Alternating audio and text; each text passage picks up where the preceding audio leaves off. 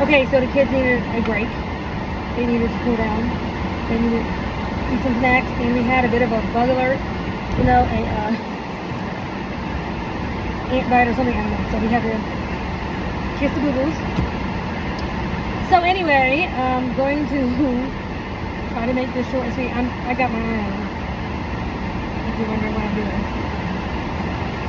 Anyway, like I was saying, is that, some people,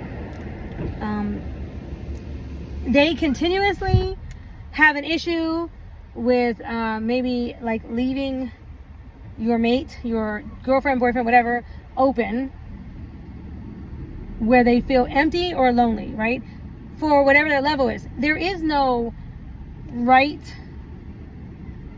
level. There is no right amount of communication or whatever. It's what's right for you or her or the two of you or whatever, right? I mean, it's not like, people are not the same. People are not cookie cutter. What one person needs or one woman needs and another woman is something different, right? Same thing with a man. What one man needs and values and wants is something different.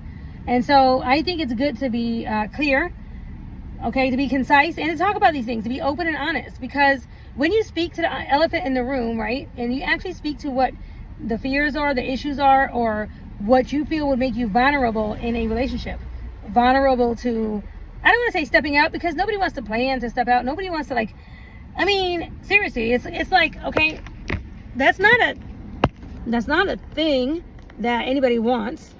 I don't know if I'm gonna be able to get that to stand up there. Okay, but it does happen. Anyway, it does happen, right? Like, it's kind of like if you can prevent that from happening, if you can prevent that type of thing, if you can prevent it, from happening at all. I'm literally just right 5 steps away from the kids.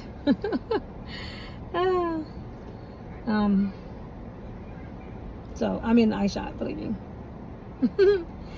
Anyway, if you can prevent that, basically, right? It's like if you love somebody, if you actually love them or you have love for them, or you develop feelings for that person, then naturally you should want to do for them and treat them in a way that's going to be best, that's going to bring out their best, to create emotional safety and security, okay?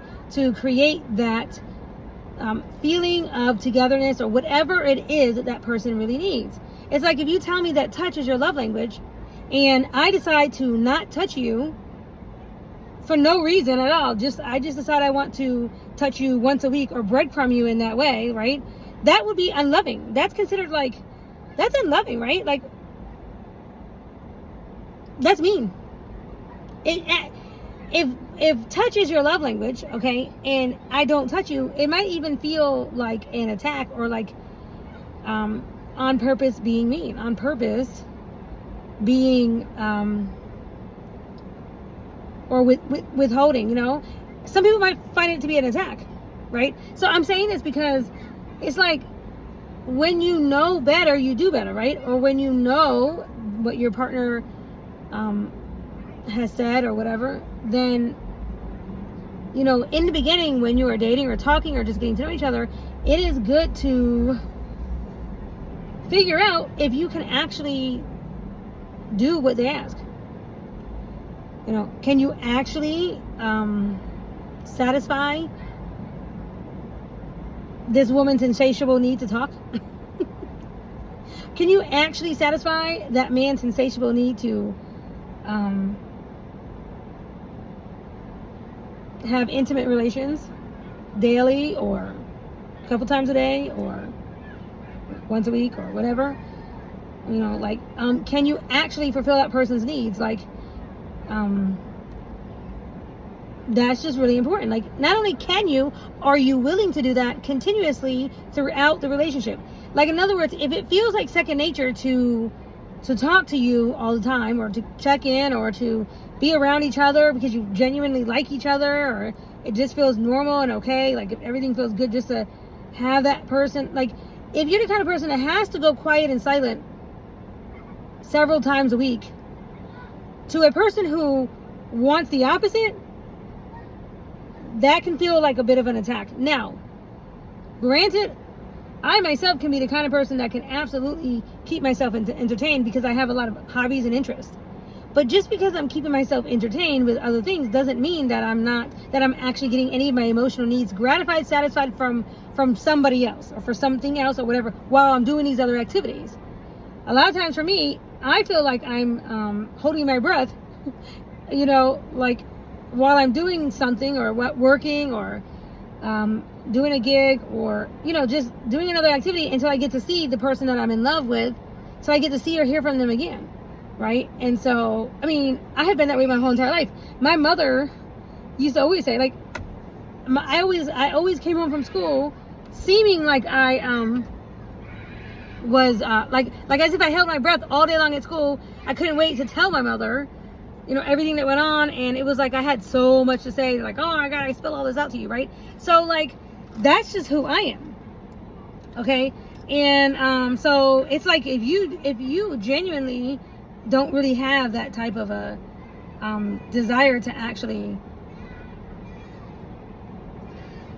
talk with your significant other, or, you know, to actually have that type of communication style or whatever, it's like, don't front, don't pretend, don't play, right? Like, don't say one thing and do another, okay?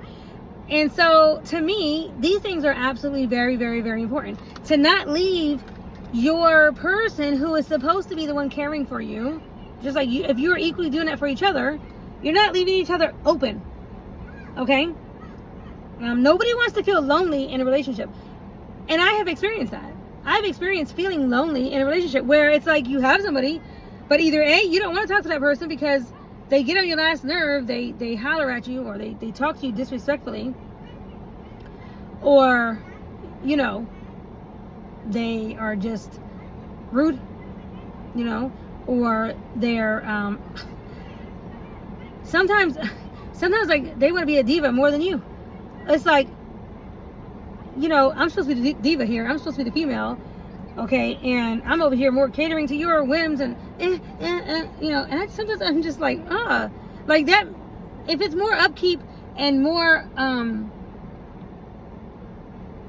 if it takes so much when I'm with you of my energy, you know, like it's just so much to keep you happy, maintain you, because you are picky about everything, picky about what we eat, picky about what I do, picky about, you know, every single thing. It's like two people in a relationship can't be picky, and that feels more like work.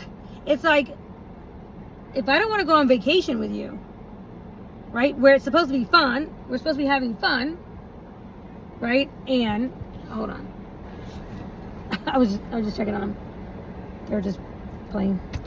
Anyway, it's like if I don't actually want to even go on a cruise or something with you, because I know how I'm going to be treated. Like, I know that I'm going to be, you know, doing the one that's going to be have to do all the ironing and all the this, that, the other, all the, like, because of the way that person is or whatever. Then you've got to know, then that's not a good partnership. Then for someone like me, I'm going to shut down communication, because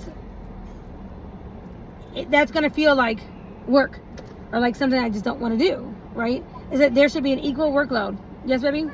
Okay. All right, no problem. Hold on.